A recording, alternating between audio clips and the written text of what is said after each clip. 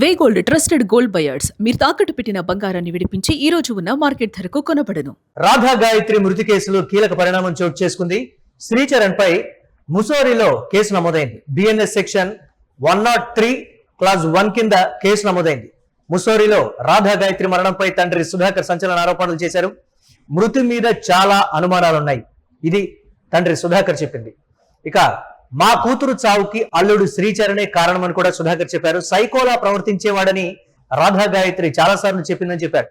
పెళ్ళయ్యాక మా కూతురితో ఎక్కువగా కలిసి ఉండేవాడు కాదు అంటూ కూడా చెప్పారు. భర్త వల్ల మా కూతురు చాలా ఇబ్బందులు పడిందని చెప్పారు. మా అమ్మాయి రాధా గాయత్రి మరణం గురించి మీరందరూ చాలా శ్రమిస్తున్నారు, చాలా మద్దతు కూడా ఇస్తున్నారు మాకు. నేను నిన్న ఒక వీడియో చూశాను. చరణ్ ప్రజల్ని, సమాజాన్ని, పోలీసుల్ని, మీడియాని అందరినీ తప్పుదో పట్టిస్తున్నాడు. మీడియా అడిగింది మద్యం సేవించారు కదా అని అంటే చరణ్ ఇదే స్టేట్మెంట్ ఇచ్చాడు మీడియాకు, పట్ల ప్రైవేట్ చేశారు అని. నేను ఆ న్యూస్ వినగానే షాక్ అయ్యాను. నేను పట్ల ఎలా మద్యం ప్రైవేట్ చేస్తారు, ఎలా ఎంకరేజ్ చేస్తారు అని. నేను ప్రజెంట్ అయితే మా అమ్మాయి కేసు విషయంలో మసూరిలోనే ఉన్నాను. నేను అప్పుడు మసూరి పోలీసులు పర్మిషన్ తీసుకుని నేను ఆ పట్లకి ఫోన్ చేసి ఎంక్వైరీ చేయడం జరిగింది.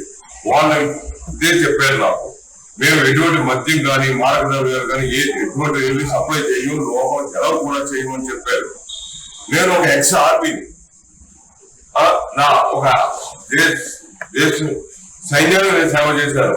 ఇటువంటి నాకే ఆ కూతురికే రక్షణ లేకపోతే సామాన్య మానవునికి ఎటువంటి రక్షణ ఉంటుందో మీరే ఆలోచించి నాకు న్యాయం చేయాలని నేను కోరుకుంటున్నాను.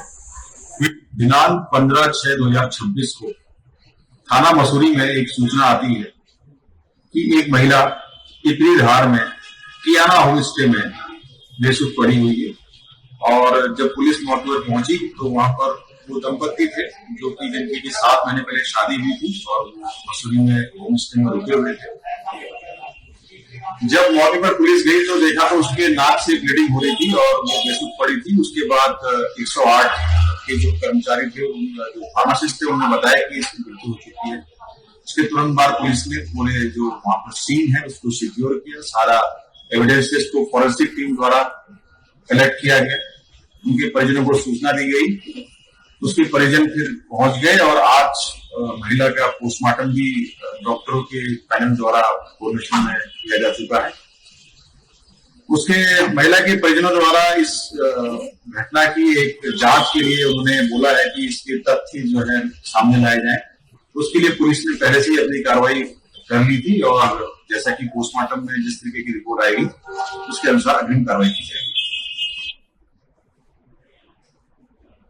ఇక శ్రీచరణ్ పై ముసోరి పోలీసులు భారతీయ న్యాయ సంహిత బిఎన్ఎస్ సెక్షన్ 103 క్లాజ్ 1 కింద హత్య కేసు అయితే నమోదు చేశారు. ఒకసారి దానికి సంబంధించినటువంటి డీటెయిల్స్ చూద్దాం. ఇక విజయనగరానికి చెందినటువంటి 27 ఏళ్ల సాఫ్ట్వేర్ ఇంజనీరు పారుపూడి రాధా గాయత్రి మృతిపై ఆమె కుటుంబ సభ్యులైతే అనుమానాలు వ్యక్తం చేయడంతో ఈ కేసు అయితే నమోదైంది. ఘటనకు సంబంధించినటువంటి వివరాలు కూడా ఒకసారి చూస్తే, గుర్గావ్లో ఐటీ ఉద్యోగిగా రాధా గాయత్రి పనిచేస్తోంది. జూన్ 15న 2026న ఉత్తరాఖండ్ లోని ముసోరిలో ఉన్నటువంటి కియానా హోమ్ స్టే గదిలో అనుమానాస్పద స్థితిలో కూడా గాయత్రి మరణించింది. ఆమె ముక్కు నుండి రక్తం కారినటువంటి గుర్తులైతే అక్కడ కనిపించాయి. నవంబర్ 8, 2025న శ్రీచరణ్ తో ఆమెకైతే వివాహం జరిగింది. వీరిద్దరూ కలిసి ముసోరి టూర్ కు వెళ్ళినటువంటి సమయంలో ఈ మరణం అయితే సంభవించింది. తల్లిదండ్రుల ఆరోపణలు, రాధా గాయత్రి తండ్రి పి సుధాకర్ కి సంబంధించి కూడా ఆయన రిటైర్డ్ ఆర్మీ ఉద్యోగిగా ఉన్నారు. ఈ నేపథ్యంలో ఆయన పోలీసులను ఆశ్రయించి తన కుమార్తెది హత్యేనని అనుమానాలు అయితే ఆయన వ్యక్తం చేస్తున్నారు. వాళ్ళు చేస్తున్నటువంటి ఆరోపణల్లో ప్రధానమైన ఒకసారి చూస్తే, ల్యాప్టాప్ లో GPS ట్రాకర్ ఉందని కూడా డౌట్ అయితే వ్యక్తమవుతోంది. శ్రీచరణ్ తీవ్రమైన అనుమానంతో గాయత్రి ఆఫీస్ ల్యాప్టాప్ బ్యాగ్ లో రహస్యంగా GPS ట్రాకింగ్ పరికరాన్ని పెట్టాడని, ఆఫీస్ సెక్యూరిటీ స్కానర్లలో అది దొరికిపోయిందని కూడా తెలిపారంటే ఏ స్థాయిలో మానసిక వేధింపులు అలాగే అనుమానాలు శ్రీచరణ్ వ్యక్తం చేసేవాడు కూడా అర్థమవుతోంది.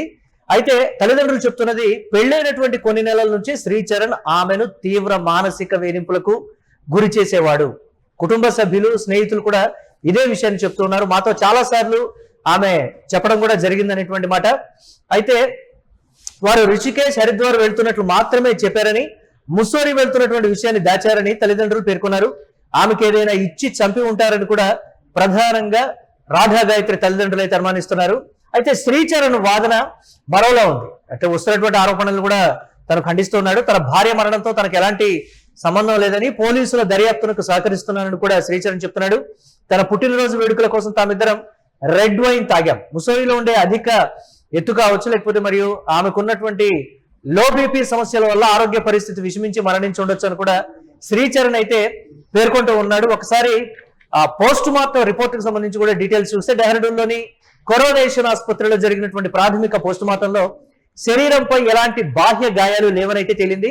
మరణానికి గల ఖచ్చితమైనటువంటి కారణాన్ని తెలుసుకోవడానికి ఆమె కొన్ని నమూనాలను అయితే ఫోరెన్సిక్ ల్యాబ్ కి అయితే పంపించడం జరిగింది.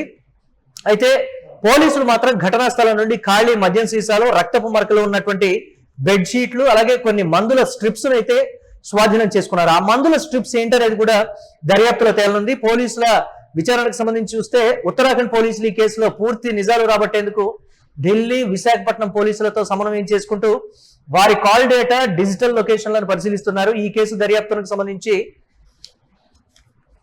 మీకు ఇంకా ఏమైనా తాజా అప్డేట్స్ లేదా పోలీసుల తదుపరి చర్యల గురించి సమాచారం కావాలంటే కింద కామెంట్ చేయండి. ఇదే నెటిజన్లు ప్రశ్నిస్తున్నటువంటి పరిస్థితి. పూర్తి సమాచారం అప్లోడ్ చేయండి.